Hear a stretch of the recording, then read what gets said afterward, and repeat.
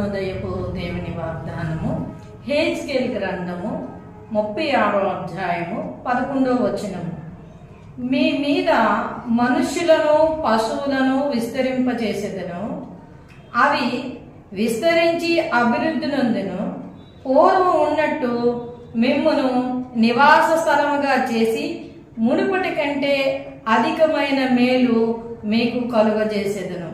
అప్పుడు నేను యెహోవానై ఉన్నానని మీరు తెలుసుకొందురు.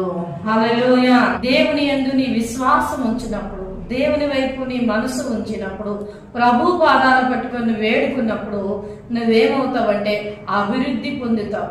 ఈ ఉదయకాల సమయంలో దేవుని వాక్యం మనకి సెలవిస్తూ ఉంది. దేవుడు నిన్ను విస్తరింపచేసి నేను అభివృద్ధి చేస్తాను. ప్రభు వైపు చూడు, నువ్వు ఇంకా దినదినము బలాభివృద్ధి చెందుతావు. ఆమేన్.